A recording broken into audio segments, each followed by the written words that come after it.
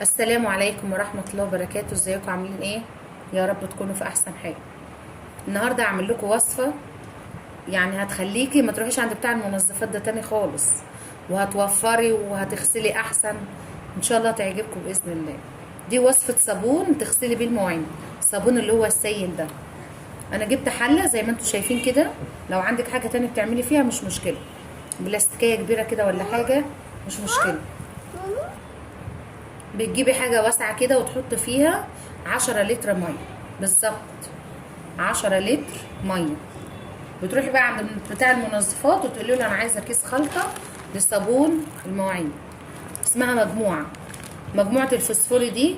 ممكن انت بقى تنقي اي لون تاني، بيبقى فيه الوان تانية مختلفة، بس انا برشح المجموعة دي كويسة يعني، مجرباها كتير. هوريكم بقى الكيس بيبقى فيه ايه من جوه. هتلاقيها من 45 جنيه كده، يعني سعرها مش غالي. بيبقى موجود الكيس ده، في قلب الكيس ده وكيس كمان، الكيس اللي هو ده، يعني الكيس الكبير بيبقى فيه الكيسين الاتنين دول، ده وده، بيبقوا موجودين في قلب الكيس ده الاخضر اللي انتوا شفتوه ده. ادي ال10 لتر ميه. هنبدا بقى بفتح ايه الاول. اول حاجه ببدا اعملها واحطها في الميه، الكيس اللي هو فيه المسحوق ده عباره عن بودره كده، هتفضها في الميه كده.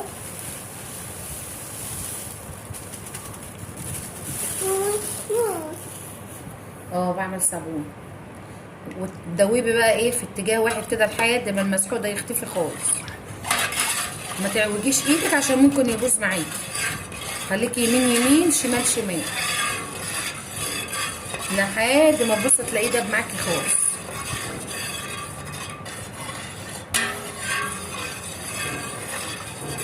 ولا كل يوم بقى ب5 جنيه ولا ب10 جنيه، هتبص تلاقي نفسك بتجيبي 500 جنيه في الشهر. ده هتقعد معاكي يعني من قيمه 15 يوم ل20 يوم على حسب الاستهلاك بتاعك، وممكن في ناس تقعد معاها شهر على حسب الاستخدام. يعني انا عندي الخلطه دي بتكفيني شهر. هتدوبي لحد ما تحس ان هو داب كله في الميه، هتكفيكي شهر ونص كده الخلطه دي. حافظي عليها وتاخدي شويه بشويه كده، لازم تدوبي كويس جدا، ما تزهقيش بقى وتقولي مره واتنين كده وخلاص.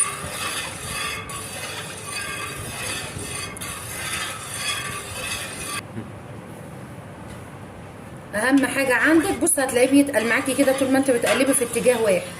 قلبتي غيرت الاتجاه هتبوظ منك على طول، عشان ما حدش يجي يغير الاتجاه كده وبيقلب ويقول لي ده الخلطه باظت مني وانت السبب.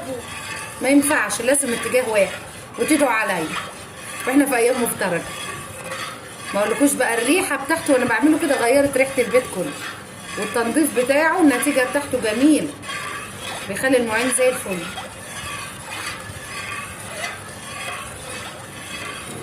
قلبنا كتير اهو.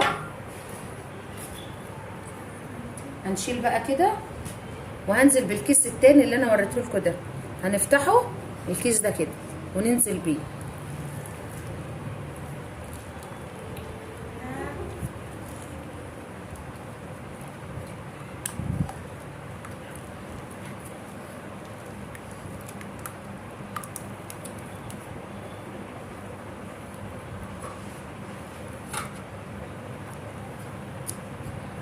وبرده تقلبي تاني في نفس الاتجاه.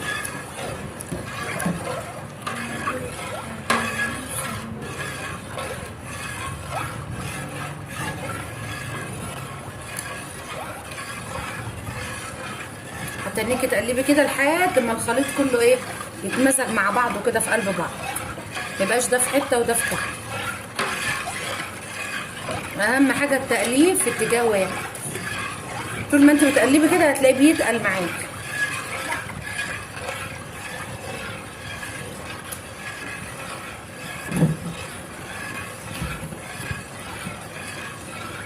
شايفين تقل عن الاول ازاي؟ باين عن الحركه بتاعته.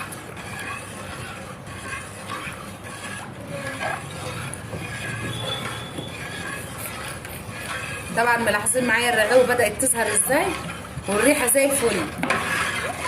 الجيران جم سالوني قالوا لي ايه الريحه الحلوه اللي عندك دي.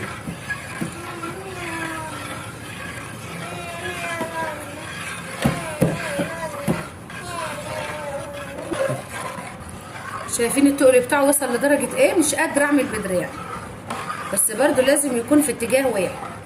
عايزه تستخدميها بقى بعد ما بتخلصي اللي احنا بنعمله ده، بتسيبيها ساعه، ساعه وشويه كده، عشان ده دول 10 لتر ميه. قبل ما تستخدميها بتسيبيها ساعه بحالها. شايفين التقل بتاعه؟ مش قادره احرك اهوت من التقل بتاعه. ان شاء الله تستخدميها كده وتدعي لي. والريحه تحفه.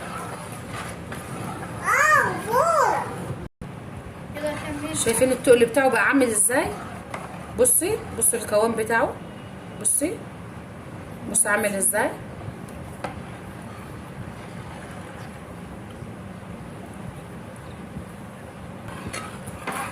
حاجه بقى نظيفه تغسلي بقى المواعين كده، عشان كتر الحاجات التانية اللي بتستخدمها من بره دي بيبقى يعني بيجيب الامراض والقرف.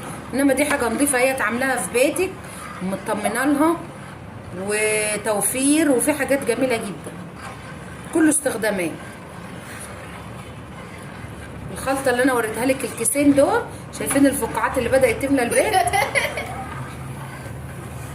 طبعا ولادي قاعدين جنبي عشان بيحبوا الموضوع اللي انا بعمله. كل ما اجي اعمله يقعدوا جنبي بيطيروا الفقاعات.